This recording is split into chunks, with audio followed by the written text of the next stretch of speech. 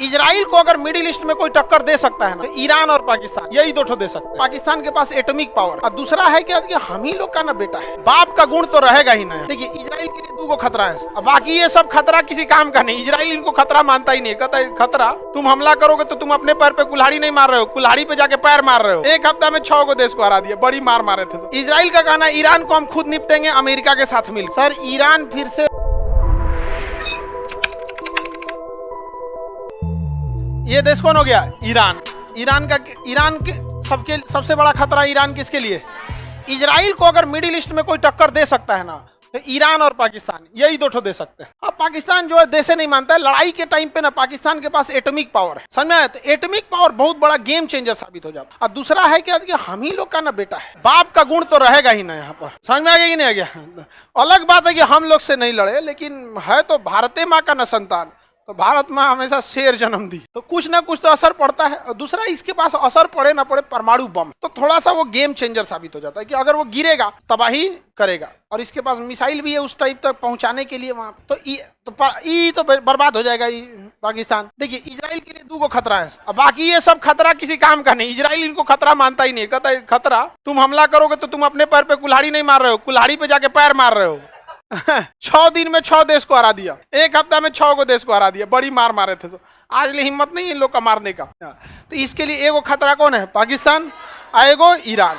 Israel का कहना है ईरान को हम खुद निपटेंगे अमेरिका के साथ मिलकर। अमेरिका डायरेक्ट प्रतिबंध लगा देता है कि तुम पेट्रोल कोई खरीदेगा, अगर कोई ईरान से पेट्रोल खरीद लेता है ना तो अमेरिका उस पर बम मार देता है, उसको कैसे ना कैसे मिलकर फंसा देता है। भारत ईरान से पेट्रोल खरीदता है तो वो कहता है कि कैसे काय खरीद रहे हो, कर आप ही दे दीजिए सस्ता, हम खरीद लेंगे आप ही। तो भारत की विदेश नीति बहुत सही है, तुम मरो हमको मतलब नहीं है, हम किसी के दोस्त नहीं है, ना ही किसी से दुश्मनी है। ये कहता है कि ईरान को तो हम खुद से निपटेंगे, वैज्ञानिकों को मोसाद से मार के। पाकिस्तान के लिए किसको आगे कर देता है? इंडिया को कर देता है। यहाँ पे इंडिया को हथियार देगा, पाकिस्तान क्या हो जाएगा? निपट जाएगा। लेकिन आप इस गलतफहमी में मत रहिएगा, ये कभी पाकिस्तान को मरने नहीं देंगे, कभी मरने नहीं देंगे। सभी अमेरिका वाले आपको हथियार उतना ही देंगे कि आप इन्हें बर्बाद कर सके, कभी वो हथियार नहीं देंगे जो आप इसे हमेशा के लिए मार सके। उनका टारगेट यही है कि इनको लड़ाओ, फिर 10 समझौता करा दो, फिर आगे बढ़ो। यहाँ पे 20 साल बाद फिर हथियार लोगा, एकरा एगो बेचेगा राफेल, फ्रांस हम लोग को बेचेगा राफेल तो अमेरिका बेचेगा F-16, ब्रिटेन बेचेगा जगुआर, तू बेचेगा चिनूक। लो लड़ो, कभी खत्म होगा नहीं।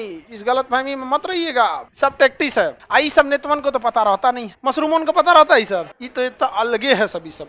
इस सबको पोखरण में रख के एक वो विस्फोट करना चाहिए। आगे देखते हैं, ये हो गया कौन सा जगह? ईरान। कौन सा हो गया?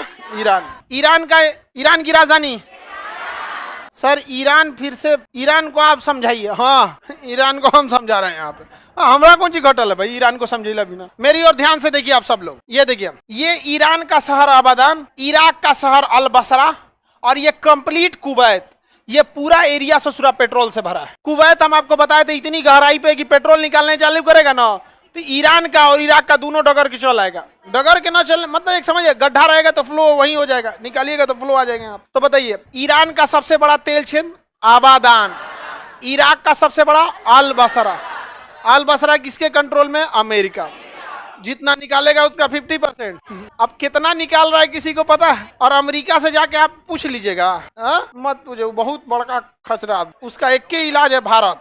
सब मिल के उसको बोले, पहले वो सिया सुनी लड़ा के रखा है। समझ में? देखिए हम हमेशा धार्मिक मामलों में हम ज्यादा कुछ नहीं बताना चाहते हैं, नहीं बोलना, लेकिन जब धर्म का नेतृत्व पढ़े लिखे के बाद होगा ना तो आपकी बातों को सुनेगा। और धर्म का नेतृत्व अनपढ़ के हाथ में रहेगा, सुनबे नहीं करेगा, चिल्लाते रहिए सुनबे नहीं करेगा। समझ में आ गया कि नहीं आ गया? और जब तो ये है सबके लिए, नेतृत्व किसके पास होना चाहिए? पढ़े लिखे। अमेरिका यही हाल किया, यहाँ पे नेतृत्व दे दिया अनपढ़ों के हाथ में, पूरा का पूरा नेतृत्व क्या कर दिया।